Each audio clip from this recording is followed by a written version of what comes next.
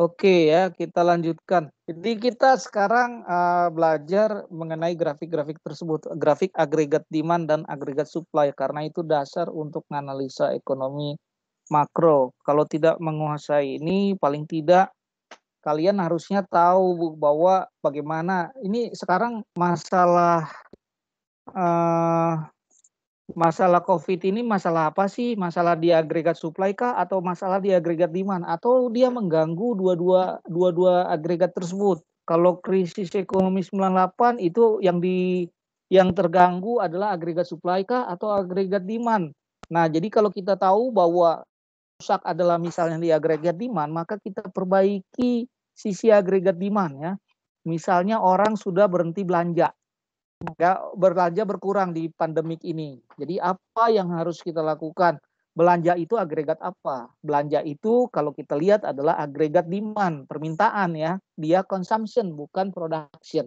Maka pemerintah akan melakukan program-program untuk memperbaiki dari sisi agregat demand, dari sisi permintaan. Demikian ya. Jadi kalau kita tahu bahwa di mana kerusakan ekonomi terjadi, apakah di agregat supply atau di agregat demand, kita bisa memperbaikinya. Nah, apa yang terjadi saat ini? Apakah hanya salah satu sisi yang bermasalah, ya, atau dua-dua sisi? Mengerikan kalau dua sisinya yang bermasalah, ya. Misalnya, Pak, terjadi masalah di sisi agregat demand dan agregat supply bebarengan. Waduh, bisa jadi terjadi krisis ya nanti ya, resesi sudah terjadi nanti dilanjutkan dengan krisis. Mudah-mudahan tidak terjadi ya. Oke, kita lihat ya. Jadi untuk menuju ke grafik tersebut, pemahaman terhadap sisi consumption dan sisi production, maka kita harus lihat sejarahnya ya. Jadi kemarin kita juga sudah belajar highlight bahwa ada era klasik dan era modern ya, ada dua era besar di perkembangan ekonomi, yaitu era klasik dan era modern ya. Sebelumnya saya tes, ada suara, ada terdengar? Ada Pak. Ada Pak. Gambarnya juga ya, gambarnya juga. Ada Pak. Gambarnya juga Iya, ya. era Ada klasik. Pak. Oke, kita lanjutkan ya. Jadi era klasik itu bapaknya atau pencetusnya atau pelopornya. Jadi bukan hanya Adam Smith ya, banyak, tapi pelopornya adalah Adam Smith, pengikutnya banyak ya. Nah, sebelumnya juga sebelum Adam Smith yang saya cerita bahwa belum ada uh, perkembangan ilmu ekonomi ya, belum di list, belum didaftar, belum ada buku-bukunya ya. Sejak Adam Smith baru ada buku ekonomi, ada yang namanya ilmu ekonomi ya. Bahwa Adam Smith bicara masalah kebutuhan yang tidak terbatas tetapi terjadi kelangkaan terhadap barang atau jasa. Nah, setelah era klasik muncul yang namanya era modern, yaitu dengan pelopornya John Maynard Keynes. Bukan hanya John Maynard Keynes ya, banyak sebetulnya, cuman yang pelopornya yang memperkenalkannya adalah John Maynard Keynes. Setelah itu berkembang era Keynes ya, yaitu munculnya perbankan, munculnya bank sentral ya, jadi itu mengatur masalah uang ya. Jadi perkembangan mengatur uang, mengatur inflasi dan sebagainya itu diawali dengan era Keynes ya, yang mengatur inflasi dan apa dikenal dengan monetaris ya, era monetaris. Itu yang kalau tugas-tugas Ibu Sri Mulyani lah ya, itu ya, masalah keuangan negara ya. Nah, masa klasik berkembang sebelum terjadinya depresi besar. Jadi yang jadi gong adalah sebetulnya depresi besar ya.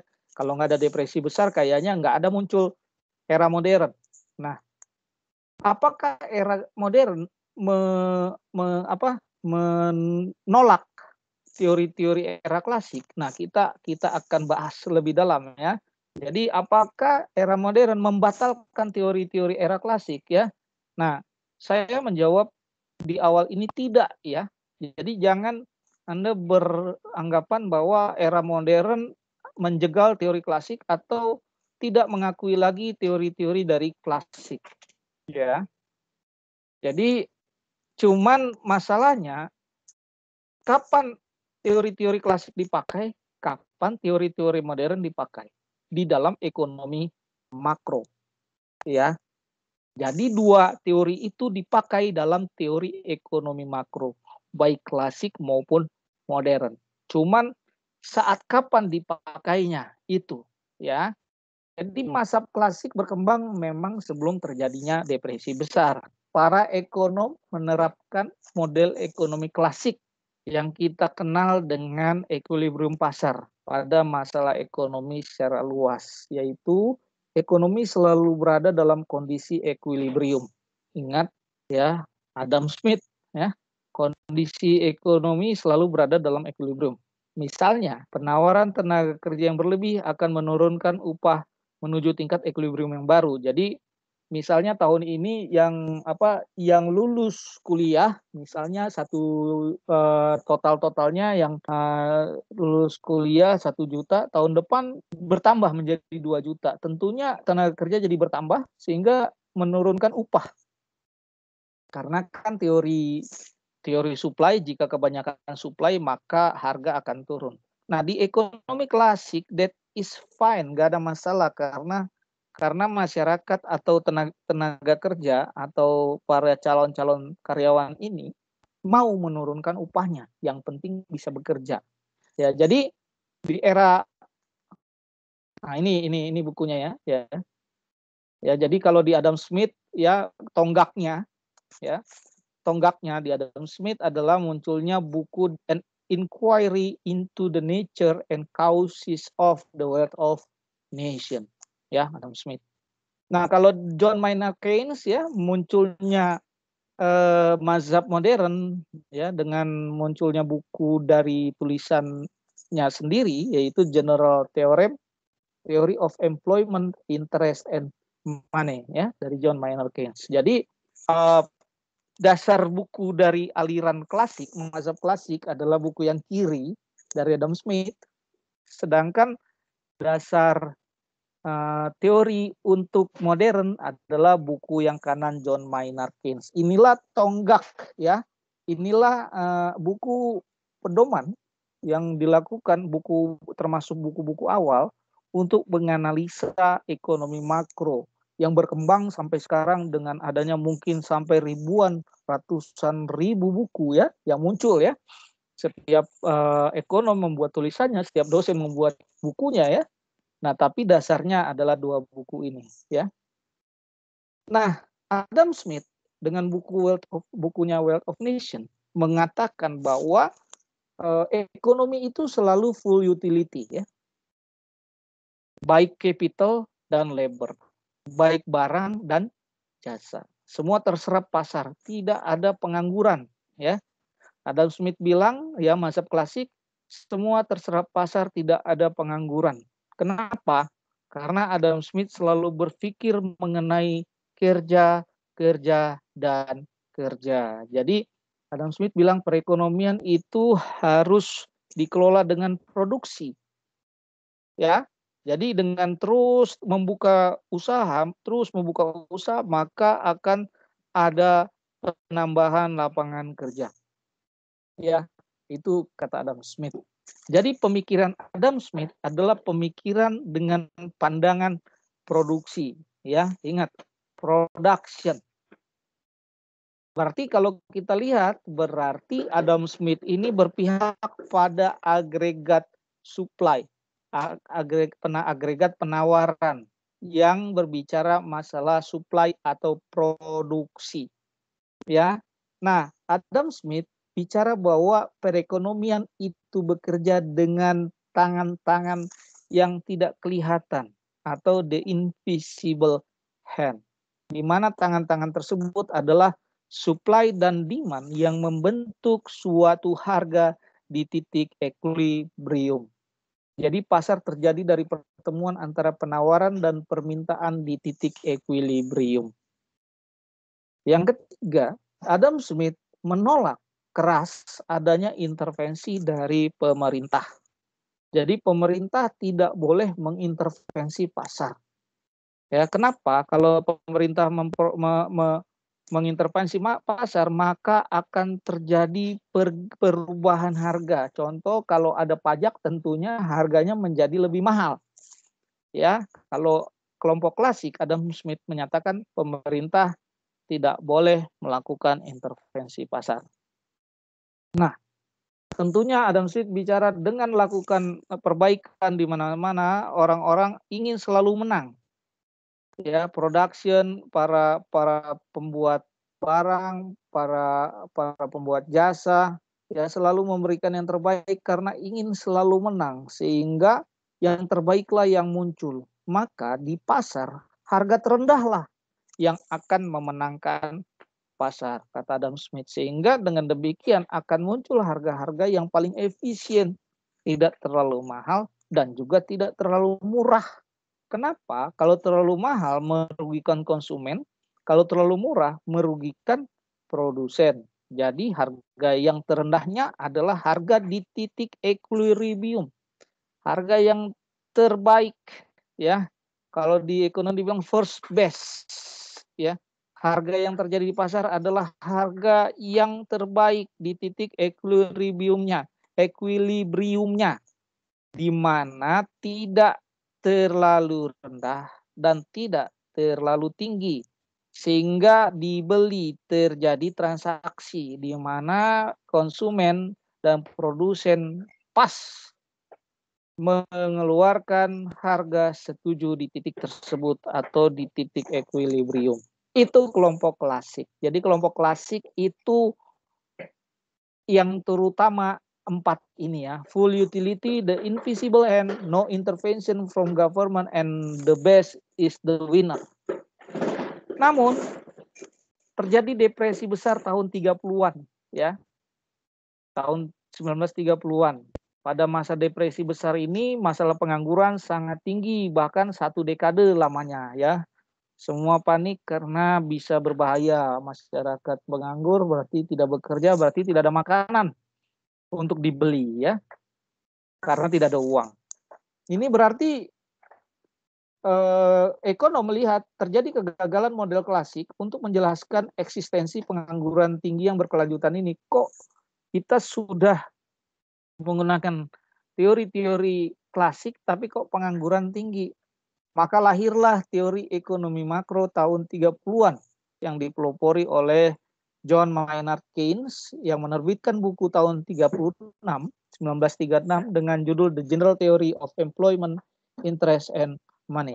Ya, jadi muncullah mazhab modern, kelompok modern, ya, yang dipelopori oleh John Maynard Keynes. Ada perbedaan dari pandangan dia dengan pandangan Adam Smith, ya. Adam Smith bicara bahwa terjadi full utility, ya, sedangkan Maynard Keynes, ya, John Maynard Keynes bilang tidak full utility, tapi ada sisa di pasar. Ya, kalau kita jualan misalnya tiga mangga, pulang-pulang masih ada sisa. Enggak semua pedagang habis barangnya. Ya, jadi misalnya kita jual misalnya 10 pepaya, sisa 2 misalnya. Nah, kalau ada ribuan penjual pepaya dengan sisa 2, berapa sisa yang di pasar secara agregat, secara keseluruhan, ya. Jadi itu kita melihat hal tersebut. Jadi ada masalah sisa. Nah, sisa ini kan cost. Sisa ini kan biaya, ya. Biaya yang harus ditanggung. Belum lagi barangnya misalnya busuk. Nah, kalau di pasar tenaga kerja, misalnya tahun ini 1 juta yang lulus sarjana, tapi pasar hanya bisa menyerap 900.000. Berarti terjadi sisa, berarti terjadi pengangguran 100.000. Sehingga pasti ada yang kalah. Ya, jadi nggak kata si Adam Smith. Jadi the best, selalu orang akan berkompetisi sehingga yang terbaiklah yang menang. Walaupun kalah, dia akan berusaha menjadi terbaik, dengan melakukan efisiensi, dengan melakukan perbaikan harga. Tapi ternyata terjadi banyak yang kalah ya. Kenapa mengapa terjadi kalah ya, kekalahan ini mengapa terjadi, yaitu bahwa di sini saya lupa menulisnya, padahal itu yang terpenting adalah bahwa di teori modern mereka mengakui ada sisa. Kenapa ada sisa? Karena mereka mengakui the price rigidity ya. Jadi harga yang kaku, kekakuan harga. Sedangkan di Adam Smith ya, dia mengakui adanya flexibility harga yang fleksibel. Itu yang tadi yang kita sebut bahwa orang akan mau menurunkan harga barangnya atau harga jasanya sesuai dengan keadaan pasar ya. Jadi semua terserah pasar. Kalau misalnya gaji di pasar 5 juta turun jadi 4 juta, oke lah. Ya, jadi fleksibel. Ya, jadi ada flexibility price. Jadi ada yang kelima di sini ya, ada yang kelima ya, yang terutama adalah flexibility price. Nah, mengapa terjadi sisa? Karena misalnya mangga ya, tuh harganya misalnya 4.000 per kilo. Mas, ini kan udah sore mas, 3.000 lah gue beli.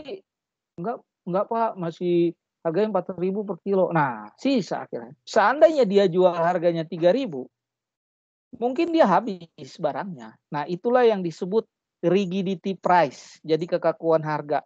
Orang-orang masih tidak mau menjual barangnya sesuai harga yang di pasar. Contoh, saya lamar kerja, mau gaji berapa? 5 juta.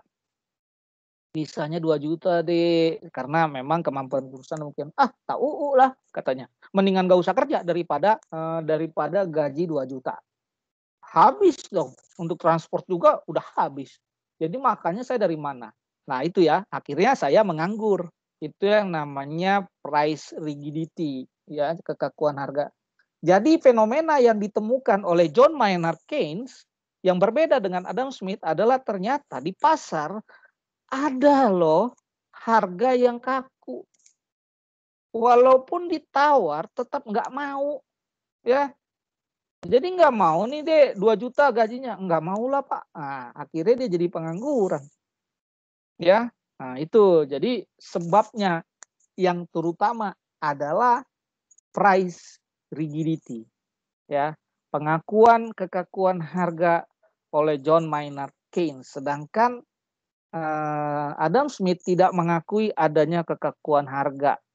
Adam Smith mengakui flexibility price.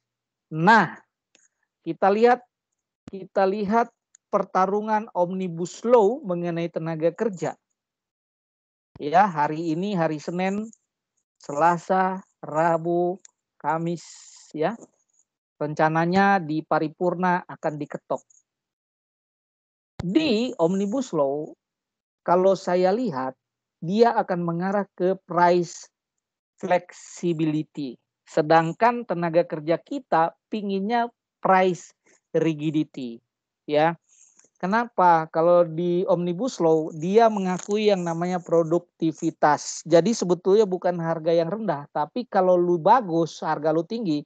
Kalau lu jelek, harga lu rendah gitu. Tapi di kita tidak mau, buruh-buruh kita tidak mau price flexibility, maunya price rigidity, yaitu bahwa harus ada standar gaji, standar upah ya yang harus dituruti oleh perusahaan, di mana tingkat nasional, tingkat daerah berbeda-beda ya. Tapi pengusaha pengennya loh nanti kalau dia malas masa saya harus gaji sedemikian. Nah itu ya perbedaan antara price flexibility dan price rigidity. Price rigidity ditetapkan ada standar upah, sedangkan price flexibility dari teori klasik ya bahwa upah bisa saja di bawah standar jika dia bekerja juga di bawah standar ya. Nah, jadi ketika upah di standarisasi bahkan setiap tahun dinaikkan upah, maka ketika Ya, ketika upah tinggi, ketika harga naik, maka permintaan akan turun. Permintaan akan tenaga kerja akan turun. Ketika permintaan tenaga kerja turun, maka terjadi pengangguran. Nah, itu ya. Jadi sebetulnya Omnibus Law ini yang mau menganut price flexibility ini ingin agar bisa semua tenaga kerja terserap. Tetapi Keynes bilang that is impossible. Itu tidak mungkin karena orang pasti akan memiliki standarnya sendiri. Karena dia harus memenuhi kebutuhan hidupnya.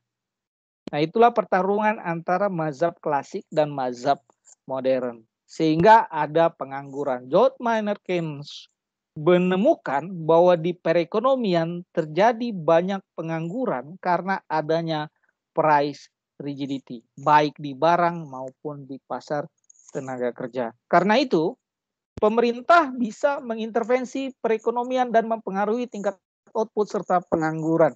Contoh untuk harga tenaga kerja, pemerintah melakukan intervensi dengan memberikan standar upah nasional, contohnya, ya, sehingga pengusaha tidak bisa menurunkan harga upah dengan seenaknya. Tapi itu akibatnya banyak pengusaha yang tidak mampu mengupah, akhirnya gulung tikar, akhirnya melakukan PHK atau normalisasi, rasionalisasi, ya, atau normalisasi di mana dia akan menyamakan kebutuhan tenaga kerjanya dengan harganya, ya. Jadi kalau terlalu mahal dia akan mem-PHK beberapa tenaga kerja agar bisa dia membiayai lebih sedikit tenaga kerja. Bahkan saat ini semua perusahaan di dunia berlomba-lomba menggunakan teknologi canggih, yaitu bagaimana mengganti tenaga kerja menjadi mesin atau robot. Semakin sedikit tenaga kerja yang dipakai, maka akan semakin stabil perusahaan karena tidak harus menghadapi demo, penggajian yang luar biasa, ya. Nah, demikian itulah yang terjadi fenomena pada saat ini, ya. Nah, pemerintah bisa mengintervensi di sisi konsumsi dan sisi produksi, dilihat dari mana yang rusaknya, masalah yang terjadi di mana. Apakah karena purchasing power-nya rendah, apakah daya beli masyarakat rendah? Kalau daya beli masyarakat rendah, maka kita perbaiki sisi konsumsi. Atau ada kesulitan di sisi produsen, yaitu perusahaan-perusahaan dalam melakukan produksinya. Jika ada kesalahan di sisi situ, maka pemerintah tentunya akan melakukan intervensi atau memberikan bantuan-bantuan di sisi produksi. Ya, jadi John Maynard Keynes menemukan hal tersebut. Intinya adalah terjadi kekakuan harga, ya, di mana di klasik mereka mengakui atau mengasumsikan atau menerima flexibility harga, the price flexibility, ya. Bedanya dengan John Maynard Keynes, ya. Nah, ini grafiknya, ya. Nah, jadi ini the classic view yang kiri, yang di kanan the Keynesian view, ya. Jadi lihat perbedaannya di short run aggregate supply, ya. Di short run aggregate supply berbeda dengan di pandangan klasik dengan Keynesian, ya, yang singkatannya itu SRAS, ya. Jadi SRAS adalah short run aggregate supply, ya. Nah, kalau di classical view SRAS-nya tegak, ya, lurus ke atas. Sedangkan Keynesian bilang oh no, aggregate supply miring ke kanan, ya.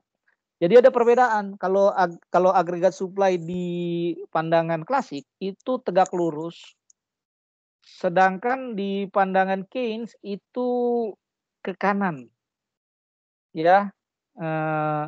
Grafiknya arah ke kanan, ya. Nah, apa bedanya? Lihat tadi bahwa lihat tuh bahwa pengakuan dari flexibility price dari pandangan klasik ya. Lihat di grafik kiri, lihat dia terus tegak lurus ke atas, lihat. Artinya apa? Bahwa berapapun harga output agregat tetap. Y-nya tetap. Berapapun harga. Ya lihat dia naik terus. Harganya berubah tetap aja segitu. Artinya harga akan menerima apapun output yang ada. Ya. Sedangkan di kanan, Keynesian view, ya dia akan berinteraksi ya antara harga dan output ya Y ya, antara P dan Y akan berinteraksi ya. Jadi ada yang nggak mau nerima harga demikian sehingga grafiknya miring. Lihat ketika harganya turun ya, ketika harganya turun maka agregat maka Y-nya akan turun. Lihat dari situ ya. Jika agregat demand-nya turun ya.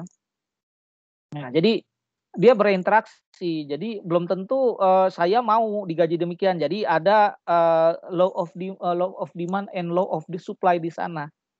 Ya, sedangkan di klasik berapapun harganya, berapapun outputnya, dia mau naik turunin harga ya. Jadi saya mau turunin harga ya. Jadi sehingga karena saya mau naik turunin harga, fleksibel, maka output tidak akan berubah. Full utility. Tidak akan ada yang sisa. Sedangkan di kanan terjadi sisa ya karena ada kekakuan harga. Nah, akibat barang sisa ini itulah yang harus pemerintah intervensi. Contoh ya, pengangguran ya, sisa daripada tenaga kerja. Paling utama itu. Ya, kalau di pemerintah, kalau Pak, tugas utama pemerintah secara ekonomi apa? Kalau di teori besarnya, teori utamanya ada pengangguran, ya. Enggak macam-macam, ya. Pokoknya bagaimana pemerintah menghilangkan pengangguran. Maka itulah munculnya Omnibus Law yang sekarang sedang hit-hitnya ya, penciptaan undang-undang cipta lapangan kerja. Karena memang tugas utama pemerintah itu adalah bagaimana mengatasi pengangguran sebagai salah satu barang sisa dari perekonomian. Ya. Nah, Keynesian bicara bahwa ada barang sisa. Kalau classical view enggak terserap semua. Jadi dia enggak ada, pemerintah enggak perlu ikut campur. Loh, wong udah full utility. Orang mau nurunin harga kok gitu ya. Nah, kalau di Keynesian bilang tidak. Nah, kelihatan ya bahwa ada perbedaan pandangan di pandangan klasik dan pandangan Keynes atau modern ya.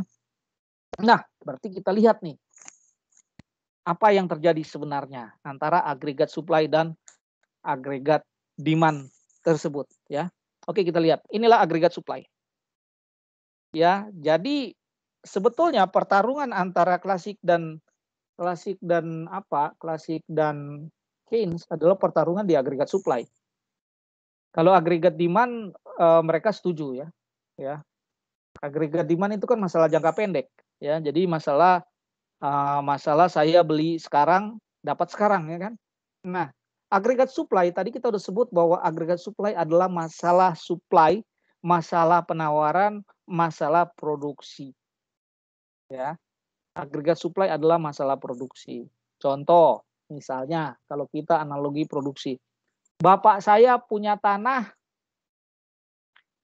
1 hektar, baru dipakai 500 ya meter, 5 apa misalnya berapa, 1000, bapak saya punya tanah 1000 kilometer persegi, biar enak ya, 1000 kilometer persegi. Baru ditanemin jagung 500 kilometer persegi. Ya. Saya masih punya sisa lagi untuk memproduksi jagung 500 meter persegi lagi. Lalu saya tanam 250 kilometer persegi. Berarti saya punya 750 km persegi. Tahun depan saya tambah lagi, akhirnya sampai 1000 km persegi. Semua tanaman jagung saya sudah saya tanam. Bisa nambah nggak lebih dari 1000? Tidak bisa. Karena tanah saya hanya 1000 km persegi. Jadi, aset Indonesia, potensi Indonesia 1000 km persegi. Karena pengelolaannya tidak dengan ekonomi modern, dengan teknologi modern dan sebagainya, maka untuk mencapai 1000 km persegi lambat terjadi. Berbeda dengan negara maju. 1000 km persegi bisa dilakukan dengan cepat. Sehingga lihat kurva, ya, kurva negara maju hampir di tulisan LAS itu, LAS, ya. Ya, negara maju. Ya, jadi sudah tegak lurus grafiknya negara maju. Ya, lihat grafik LAS. Grafik kedua, 1, 2, 3, grafik di tengah, ya. Itu negara maju, in long run aggregate supply curve. Indonesia masih di SAS, short run aggregate supply curve. Artinya masih bisa bergerak karena banyak aset kita yang sisa, tanah kita yang sisa, teknologi kita yang sisa, ya. Nah, Adam Smith dia mengakui yang di tengah. Ya, maka itu negara maju grafiknya hampir seperti ini, LAS, ya. Jadi berapapun, ya, maka itu negara Amerika kalau kita nggak produktif dipecat, ya. Ya, kamu besok langsung keluar sajalah dari kantor sini. Ya, kalau kita wah urusan macam-macam, ya. Nanti dipanggil pengadilan lah karena memecat orang sembarangan, ya. Lalu dipanggil Departemen Tenaga Kerja dan sebagainya. Kalau di Amerika, negara maju, ya, dia berusaha lakukan flexibility price. Jadi kalau kamu kerja nggak benar, ya, kalau kamu nggak kerja nggak benar maka dipecat. Nah, sehingga mereka kan mengeluarkan seluruh kemampuannya, ya. Nah, di Indonesia adalah banyak menggunakan hampir grafiknya seperti ini. Sebetulnya dua grafik itu dialami oleh seluruh negara, ya, karena negara pasti ada pasang surutnya, ya. Nah, negara ketika mengalami pasang surut maka dia menghadapi grafik yang kiri, yaitu short run aggregate supply curve. Tentunya dalam jangka panjang, in the long run, dalam jangka panjang, in the long run, ya, ayah saya ingin 1000 km persegi itu tertanam jagung in the long run, sehingga penuh itunya seluruh jagungnya, dan grafiknya berapapun harga itu harga jagung di pasar, saya tidak bisa lagi menambah atau mengurangi karena tanah saya hanya 1000 km persegi, ya. Nah, in the long run, ya, in the long run. Jadi negara-negara di seluruh dunia berusaha in the long run memaksimalkan seluruh aset-aset dan sumber dayanya, ya, in the long run. Nah, baik menggunakan teknologi atau sumber daya manusianya dibuat pintar, ya. Nah, jadi sehingga negara maju memiliki kapasitas pertumbuhan ekonomi lama-lama jadi rendah, ya. Lama-lama jadi rendah. Pak, kenapa pertumbuhan ekonomi di Amerika jauh lebih rendah daripada Indonesia? Ya, ya. Bahkan bapak saya tidak ada pertumbuhan lagi. Kenapa? Ya sudah semua ditanam 1000 km perseginya. Kalau Indonesia masih banyak, ya potensi-potensi baik di Kalimantan misalnya, Sulawesi, Sumatera, ya, Nusa Tenggara, lalu Papua, yang paling padat paling yang sudah full utility paling Jawa, ya. Nah, itu, ya. Jadi perbedaan antara grafik. Jadi di dunia, ya, seluruh negara, ya, mengalami grafik yang gambar 3 ini, ya, paling kanan, yaitu dia mengalami short run aggregate supply, juga mengalami long run aggregate supply. Nah, mana yang Keynes, mana yang klasik, ya. Klasik itu yang tegak lurus, ya. Kita lihat di grafik paling kanan warna biru, ya. Warna biru itu pandangan klasik bahwa semua akan terserap. Masalahnya Keynes menemukan tidak mungkin terjadi seperti itu dalam jangka waktu yang pendek. Dalam jangka waktu yang panjang oke lah, ya. Nah, ternyata Keynes bilang dalam jangka waktu yang pendek itu ekonomi itu walaupun ekonomi maju pasti punya masalah, kata Keynes. Walaupun ekonomi berkembang pasti punya masalah. Walaupun ekonomi rendah miskin pasti punya masalah. In the short run everything, segala-galanya pasti kita bermasalah. Jadi orang kaya juga belum tentu tanpa masalah, ya. Orang miskin juga belum tentu tanpa masalah. Jadi semua bermasalah in the short run, but in the long run. Dalam jangka panjang saya tidak ingin ada masalah. Yes, oke. Okay. In the short run selalu ada masalah, dalam jangka panjang saya tidak ingin ada masalah. Ya. Kenapa kamu sekolah? Karena kamu tidak ingin ada masalah kamu di kemudian hari. Berarti sekolah itu strategi jangka panjang atau jangka pendek? Yaitu jangka panjang. Itu bedanya, ya. In the short run and in the long run. Berarti ada masalah jangka panjang, ada masalah jangka pendek, ya. Masalah jangka panjang kita mau ngegas pertumbuhan ekonomi di atas 5%. Apa daya? In the short run ada pandemik. Ada corona 19, ya. Jadi akhirnya kita malah pertumbuhan kita minus in short run. But in the long run kita pengen pertumbuhan ekonomi tinggi nggak? Yes. Ya, jadi kita harus selesaikan masalah jangka pendeknya dulu. Apa itu masalah jangka pendek? Masalah jangka pendek adalah masalah agregat demand, ya, agregat demand. Masalah jangka panjang adalah agregat supply, ya, agregat demand, ya. Jadi lihat agregat demand itu AD, ya, agregat demand AD. Grafiknya miring, dia akan berhadapan dengan kurva agregat supply, ya. Nah, kurva agregat supply itu warna merah, ya, yang di kiri ya, grafik kiri. Nah, agregat supply yang di kanan, agregat supply kanan adalah yang agregat kalau disederhanakan yang kanan yang disederhanakan, karena agregat supply ada dua masalah di situ, yaitu long run agregat supply, long run agregat supply, dan short run agregat supply, LRAS dan SRAS, ya. Nah, yang di kiri itu sudah digabung, ya, lihat, ya. Nah, ini klasik versus Keynes, ya. Kalau klasik lihat dia agregat supply-nya tegak lurus, ya, tegak lurus. Sedangkan Keynes bilang dia horizontal karena kaku. Gua nggak mau belok, ya, kaku. Saya nggak mau berubah. Pokoknya gaji saya sekian, ya, kaku. Jadi tegak, jadi lurus saja. Jadi orang nggak mau, pokoknya segitu gitu. Jadi pokoknya segitu, lihat tuh, ya, di yang merah itu. Misalnya P, saya segitu, segitu aja. Gini nggak mau, segitu aja, segitu, ya.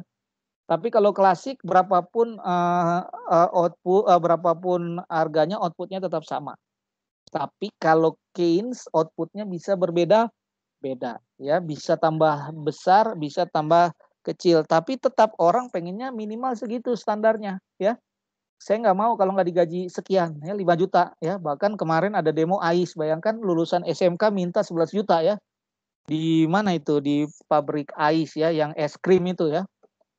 Nah, itu lihat yang biru, ya, grafik yang biru, ya. Yang grafik yang biru adalah usaha pemerintah untuk menggerakkan dari range Keynesian ke range klasik, ya. Itulah intervensi yang dilakukan oleh pemerintah tuh, yang biru itu. Kenapa? Kalau pemerintah biarkan saja di grafik merah, maka pengangguran luar biasa. Pengangguran luar biasa. Lihat tuh, ya, kaku, ya, harganya. Bodoh amat, gua gini gak mau pokoknya. Nah, akhirnya bagaimana pemerintah supaya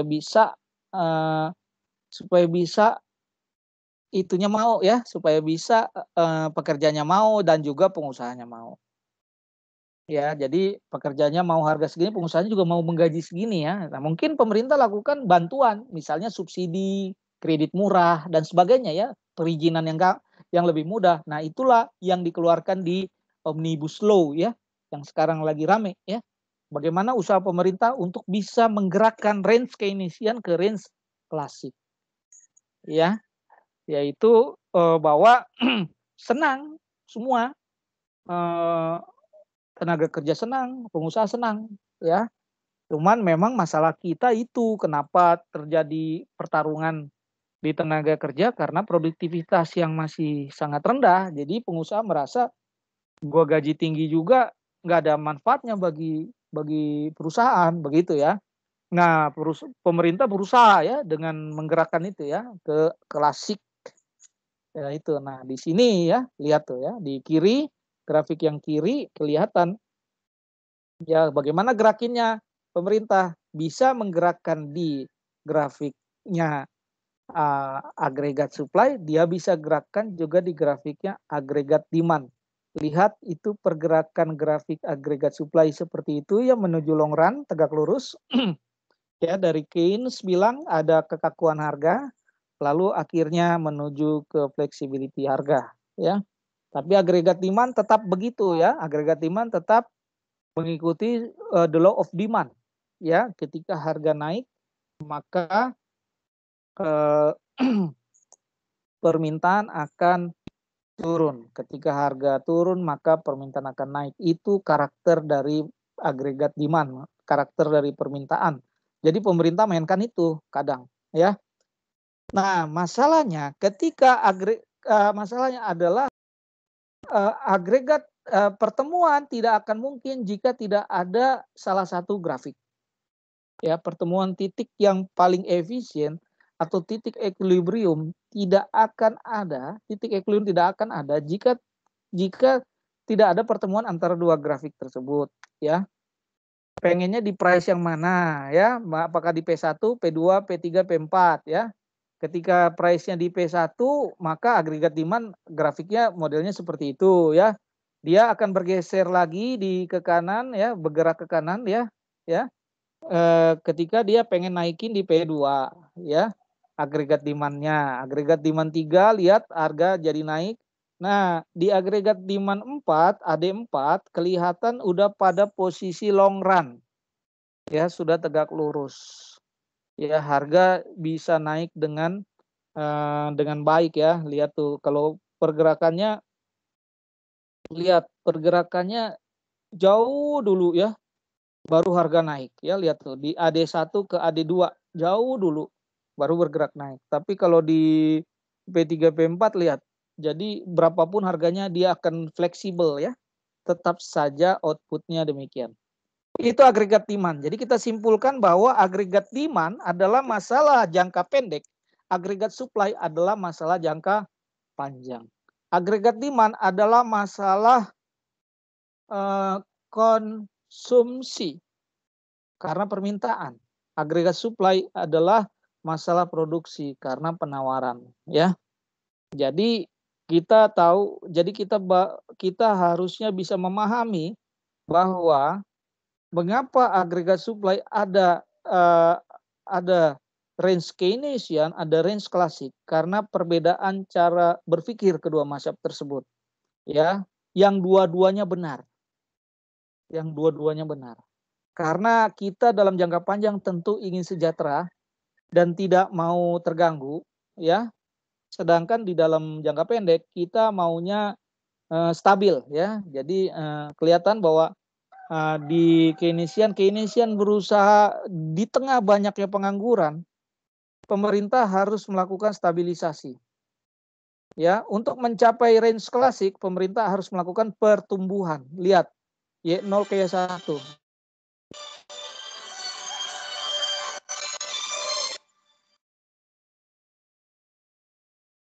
Oke. Iya. Nah, dengan demikian maka kita bisa kategorikan dua besar masalah ekonomi makro, yaitu masalah yang dan masalah jangka pendek, ya. Nah, petunjuk pemerintah harus mengambil kebijakan yang tepat untuk menanggulangi permasalahan ekonomi tertentu. Oke, kita tadi lihat bahwa masalah jangka panjang adalah masalah pertumbuhan. Sedangkan masalah jangka pendek adalah masalah stabilisasi, yaitu ya.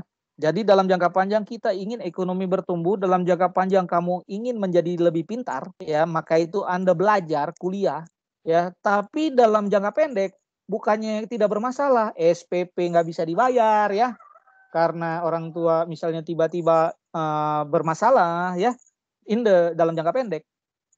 Ya, ketika orang tua bermasalah, pemerintah diam saja. Ketika Anda masalah biaya, pemerintah diam saja, maka itu pemerintah mengeluarkan yang namanya KIP, ya, beasiswa dan sebagainya, ya.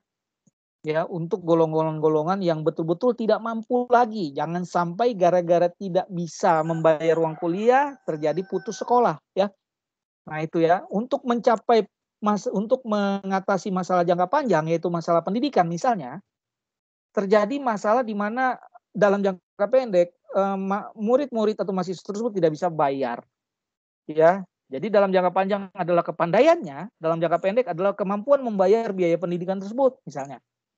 Kalau dibiarkan maka akan terjadi kita kehilangan satu generasi, misalnya terjadi COVID lalu tiba-tiba bangkrut, hilang, nggak ada yang mau sekolah karena nggak ada yang, misalnya angkatan 2020 nggak ada yang daftar. Kenapa Pak? Katanya COVID Pak. Karena apa? Semua bangkrut.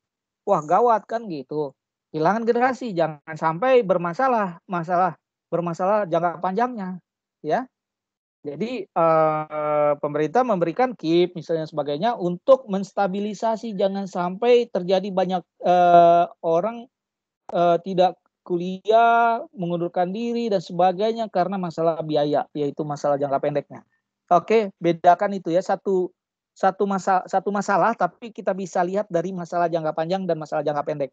Ya, tadi kita contohkan adalah pendidikan. Bahasa jangka panjangnya adalah bagaimana membuat bangsa itu menjadi pandai, tapi jangka pendeknya bagaimana membayar biayanya, ya. Nah, itulah pemerintah melakukan intervensi, ya. Nah, jadi masalah jangka panjang misalnya adalah pertumbuhan penduduk, pertambahan kapasitas produksi, ketersediaan dana investasi, tadi juga pendidikan, ya. Ya. Nah, atau disebut juga masalah pertumbuhan. Nah, masalah jangka panjang itu biasanya dialami masalah di agregat supply, atau pendekatannya adalah pendekatan klasik. Jadi kalau klasik apa itunya motonya kerja, kerja dan kerja, ya. Yaitu masalah produksi.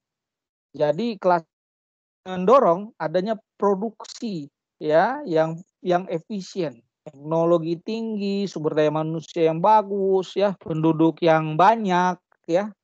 Penduduk yang banyak kan artinya berarti banyak yang bisa kerja, tapi juga harus berkualitas, ya. Nah, itu ya dari sisi klasik. Nah, masalah jangka pendek atau masalah stabilisasi, misalnya inflasi, ya, pengangguran bisa jangka pendek, jangka panjang. Jangan dalam jangka panjang kita harus kurangi pengangguran dengan produktivitas dan kualitas sumber daya manusia, tapi nggak bisa juga kita tunggu-tunggu, ya. Tiba-tiba pengangguran tinggi, pemerintah harus juga memikirkan bagaimana supaya menurunkan pengangguran, ya, adanya ketimpangan neraca pembayarannya. Jadi kalau di anggapan pemerintah saat ini, ya, jadi Omnibus Law yang sedang diperjuangkannya itu mungkin saja dia pikir itu exit way, ya, jadi jalan keluar untuk supaya pengangguran lebih rendah, karena diharapkan bisa meningkatkan lapangan kerja. Cuman beberapa ekonom mungkin ada yang pro, ada yang kontra, ya. Nah, pemerintah nggak boleh diem saja menghadapi masalah-masalah ini. Itu dikemukakan oleh Keynes, yaitu pemerintah harus melakukan intervensi biasanya di sisi agregat demand, ya, atau sisi konsumsi. Kenapa? Keynes bilang kalau produksi ada untung pasti orang langsung gerak kok, ya. Apapun, jadi the engine of production adalah profit. Ketika ada profit, maka pasti akan ada produksi, ya. Nah, Cuman Keynes bilang masalahnya di belanja, ya. Kalau nggak belanja, produksi berhenti, kata Keynes. Ya, jadi kalau nggak ada yang belanja juga repot juga, ya. Kalau nggak ada yang konsumsi repot juga. Ya, misalnya kita nggak lagi belanja teh botol yang saya bilang pernah kita nggak beli teh botol seluruh, ya pabrik teh botol juga bangkrut, ya. Nah itu ya, jadi Keynes. Nah ketika orang-orang nggak bisa belanja teh botol misalnya karena kekurangan uang, maka pemerintah harus lakukan sesuatu ya supaya bisa merangsang belanja teh botol. Itu contoh ya. Misalnya apa? Pemerintah memberikan kredit konsumsi teh botol dengan 0% ya. Jadi dia bantu melalui kredit konsumsi. Ya, jadi bank-bank disubsidi kalau beli teh botol maka dia akan dikasih itu kredit 0%. Akhirnya orang terangsang untuk beli teh botol, akhirnya pabrik teh botol jalan lagi. Jadi Keynes bilang agregat demand juga tidak boleh disepelekan. Ya, konsumsi juga tidak boleh disepelekan. Orang bilang ya kerja dong kerja. Wow, kalau nggak ada yang makan nggak ada yang kerja. Jadi ya itu ya perdebatan. Tapi kalau di ekonomi begitu ya. Keynes bilangnya begitu. Jadi masalah-masalah konsumsi atau masalah jangka pendek juga harus diperhatikan dan biasanya masalah jangka pendek ini butuh adanya penolong atau hero atau pahlawan, ya. Yaitu penolongnya siapa? Keynes bilang adalah government, pemerintah. Pemerintah harus ikut campur khususnya dalam masalah-masalah jangka pendek atau stabilisasi. Misalnya masalah-masalah inflasi, pengangguran, dan ketimpangan neraca pembayaran ya. Jadi bedanya jadi bukan mereka bertarung, namun dua-duanya memiliki cara berpikir yang berbeda. Kalau eh, klasik dia berpikir di sisi production, di sisi jangka panjang, di sisi pertumbuhan. Sehingga moto mereka adalah kerja, kerja dan kerja. Tapi kalau Keynes dia berpikir di sisi permintaan, agregat demand, di sisi konsumsi, di sisi jangka pendek. Sehingga itunya motonya adalah makan, makan dan makan, ya. Jadi kalau yang satu naikin makan, yang kerja, yang satu naikin makan. Sehingga ada perbedaan-perbedaan negara dalam menghadapi dalam melakukan programnya. Kalau saya berpikir kalau Jepang pasti dia berpikir di sisi jangka panjang, yaitu pertumbuhan ya production. Indonesia dari dulu sampai sekarang karena banyak minyak kemarin, banyak pemerintahnya mengeluarkan program-program consumption sehingga lupa dengan yang namanya production. Sehingga tidak banyak produk-produk Indonesia yang unggul ya sampai saat ini karena suka consumption ya, mungkin suka disuapin ya. Nah, saat inilah mulai digelorakan production, kerja dan kerja. Nah, maka itu udah mulai menggeliat ya, tapi ya itu kita kearifan lokal kita gimana dan sebagainya itu yang terjadi ya. Ada pertarungan antara program kerja dan kerja serta program consumption. Ya, jadi kita bisa simpulkan tadi ya. Jadi simpulkan bahwa kebijakan makro ada dua masalah, yaitu masalah jangka panjang atau masalah pertumbuhan atau masalah di sisi produksi atau di sisi supply. Yang kedua masalah jangka pendek atau di masalah di sisi masalah stabilisasi atau masalah di sisi konsumsi, ya. Nah, oke. Atau yang disebut pendekatan mazhab klasik. Mazhab kalau masalah jangka pendek pendekatannya menggunakan mazhab Keynes. Kalau masalah jangka panjang penggunaannya penggunaan mazhab klasik. Jadi begini, pandangan kebijakan ekonomi makro tidak bisa melihat dari hanya satu sisi, tapi kedua sisi. Yaitu pemerintah juga harus konsentrasi, harus juga berpikir, harus juga mengatasi masalah-masalah jangka panjang dan juga masalah-masalah jangka pendek. Cuman selama ini yang populer adalah masalah jangka pendek, masalah makan ya. Sehingga banyak program-program pemerintah selama ini karena supaya pengen dipilih kembali, kadang masalah jangka panjang dia terlupakan atau sedikit anggarannya. Tapi kalau jangka pendek ya kasih bantuan dan sebagainya biar terpilih kembali ya. Ya, kadang jangka pendeknya lebih tinggi ya. Akhirnya kita kalah, produksi kita kalah dengan bangsa lain ya. Oke, jadi contoh permasalahan makroekonomi ya, contoh masalah-masalahnya ya. Ya, jadi contohnya adalah output agregat, pengangguran dan inflasi ya.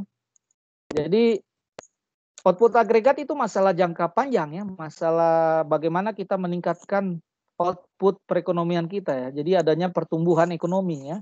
Jadi jumlah nilai seluruh output barang dan jasa yang diproduksi dalam jangka waktu tertentu. Jangan dong nggak bertumbuh ya, segitu-segitu aja ya. Itu berarti masalah jangka panjang. Pengangguran adalah kondisi di mana seorang tidak bekerja, padahal ia masuk dalam angkatan kerja dan memang lagi cari kerja. Ya, itu masalah jangka pendek dan juga harus diatasi dalam masalah jangka panjang ya. Ya, produksi harus ditingkatkan ya. Kalau nggak produksi nggak ditingkatkan, bagaimana kita menciptakan lapangan kerja? Ya, jadi sebagai mahasiswa sebetulnya bercita-cita kita bukan jadi piramida terdasar ya. Harus piramida puncak, katanya di Menara Gading ya. Kalau Menara Gading menciptakan lapangan kerja dong. Kita justru keluar pengen cari kerja. Cari kerja di mana? Di perusahaan-perusahaan yang didirikan oleh anak SMA. Lucu, seharusnya kita sebagai lulusan ya sarjana dari university ya, tingkat tertinggi dalam pendidikan, harusnya justru kita bisa menciptakan lapangan kerja ya, yang piramida terbawah lah, yang dari SD, lulusan SD, SMA, SMP, SMA lah yang mencari kerja ya. Nah itu. Nah yang utama juga adalah inflasi ya, kenaikan harga-harga output yang dihitung berdasarkan harga tahun sebelumnya ya. Oke ya. Nah, apa masalah pertumbuhan ekonomi? Adalah pertumbuhan ekonomi dapat didefinisi sebagai perkembangan kegiatan dalam perekonomian menyebabkan barang dan jasa yang produksi dalam masyarakat bertambah. Jadi harus bertambah ya. Nanti akan kita bahas satu-satu ya. Ini hanya highlight saja ya. Ya. Jadi pengangguran apa? Keadaan di mana seorang tergolong akan kerja, ingin mendapatkan pekerjaan tapi belum dapat memperolehnya ya. Inflasi apa? Peningkatan harga secara keseluruhan ya. Ada hiperinflasi juga, yaitu periode peningkatan yang sangat cepat dalam tingkat harga secara keseluruhan. Nanti kita akan lihat satu demi satu permasalahan-permasalahan dalam ekonomi makro ini, baik dalam jangka pendek dan dalam jangka panjang ya. Oke, terima kasih ya.